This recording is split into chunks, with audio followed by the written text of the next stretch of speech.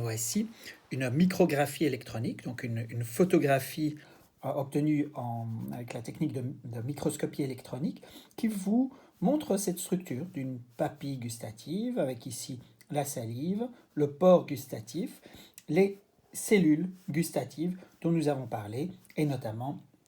celles qui sont sensibles au goût salé. Alors je voudrais ajouter une nuance que je n'ai pas mise dans les notes écrites sur l'université virtuelle, c'est pour le goût salé, à côté de ce canal sensible à l'amyloride, qui est assez en fait, spécifique au sodium, il existe aussi un canal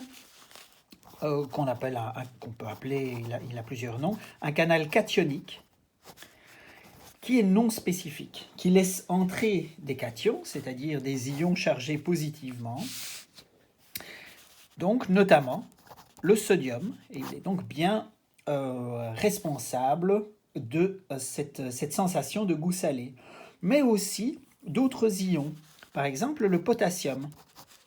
Si on mange des aliments qui sont riches en potassium, si on utilise du KCl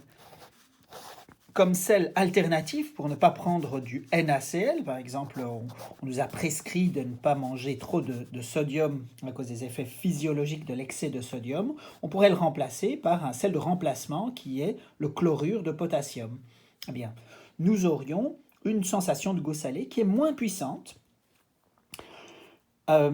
avec l'entrée de KCl par ce canal cationique.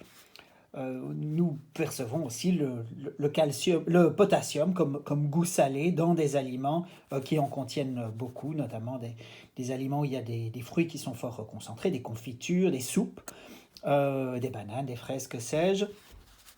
Le lithium qui est parfois utilisé, des sels de lithium qui sont parfois utilisés dans des traitements, notamment en psychiatrie,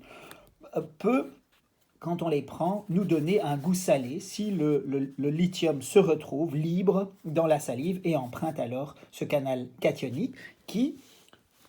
comme le canal sensible à l'amyloride, permet l'entrée d'ions positifs qui dépolarisent la membrane, etc. Ce canal cationique, je l'introduis car nous allons tout de suite le retrouver dans la sensibilité au goût acide.